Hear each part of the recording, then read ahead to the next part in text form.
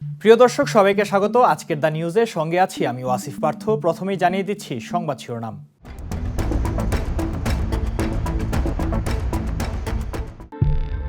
ঈদযাত্রায় নিহত 438, আহত 1424 জন।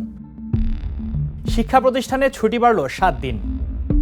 হজ যাত্রীদের সর্বোত্তম সেবা দিতে প্রস্তুত সরকার।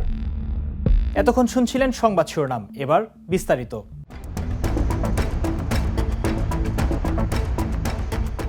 ঈদ উল ফিতর উপলক্ষে দেশের এক প্রান্ত থেকে অন্য প্রান্তে যাতায়াত সড়ক মহাসড়কে 399টি দুর্ঘটনায় 407 জন নিহত হয়েছেন।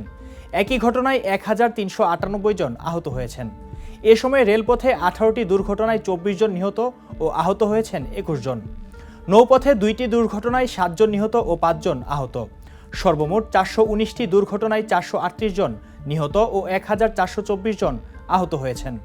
সকালে ঢাকা রিপোর্টার্স ইউনিটিতে যাত্রী কল্যাণ সমিতি আয়োজিত সংবাদ সম্মেলনে সংগঠনের মহাসচিব মোহাম্মদ মুজাম্মেল হক চৌধুরী এসব তথ্য তুলে ধরেন। দেশজুড়ে চলমান দাবদাহে শিক্ষার্থীদের স্বাস্থ্য ও সুরক্ষা বিবেচনায় 27 এপ্রিল পর্যন্ত সব শিক্ষা প্রতিষ্ঠান বন্ধ রাখার সিদ্ধান্ত নিয়েছে সংশ্লিষ্ট বিভাগ। দুপুরে এই সিদ্ধান্তের কথা সংশ্লিষ্ট বিভাগ থেকে পৃথকভাবে জানানো হয়েছে।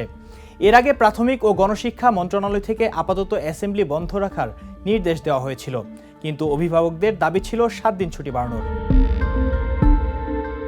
ধর্মমন্ত্রী মোহাম্মদ ফরিদুল হক খান বলেছেন, এদেশের হজ যাত্রীদের যাতে একেবারেই যৌক্তিক খরচে হজ পালন করতে পারে সে বিষয়ে তৎপর রয়েছে বাংলাদেশ সরকার।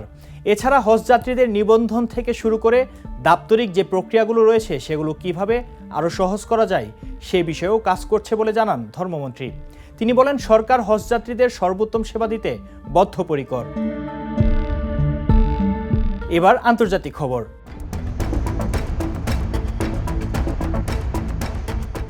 ইসরায়েলকে সর্বোচ্চ পর্যায়ের জবাব দেওয়ার হুঁশিয়ারি দিয়েছেন ইরানের পররাষ্ট্রমন্ত্রী হুসেন আমির আবদুল্লাহিয়ান।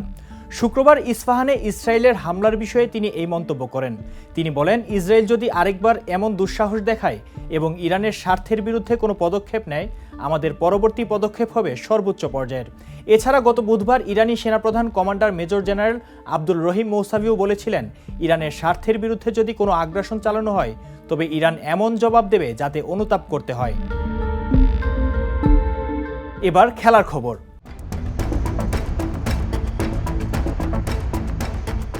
এবার ফুটবল স্টেডিয়ামে শুরু হলো শান্তদের ফিটনেস পরীক্ষা। 18 বছর আগে বঙ্গবন্ধু ফুটবল স্টেডিয়ামে চলত বাংলাদেশের ক্রিকেট। 2006 সালে স্টেডিয়ামটি ফুটবলের জন্য বরাদ্দ হয়। টাইগাররা আজ নিজেদের পুরনো সেই মাঠে ফিরে গিয়েছে, শুরু করেছে ফিটনেসের পরীক্ষা। আগামী জুনে যুক্তরাষ্ট্র ও ওয়েস্ট ইন্ডিজের যৌথ আয়োজনে বসবে টি-20 বিশ্বকাপের নবম আসর। তার আগে প্রস্তুতি শুরু করে দিয়েছে বাংলাদেশ। তারই অংশ হিসেবে খেলোয়াড়দের ফিটনেস পরীক্ষা নিচ্ছেন বিসিবির নতুন ট্রেনার নাথান কিলি। এই ছিল দ্য নিউজের এখনকার খবরে। আবারও জানিয়ে দিচ্ছি সংবাদ শিরোনাম। ঈদযাত্রায় নিহত 438, আহত 1424 জন। শিক্ষা প্রতিষ্ঠানে ছুটি বাড়ল 7 দিন। হজ যাত্রীদের সর্বোত্তম সেবা দিতে প্রস্তুত সরকার।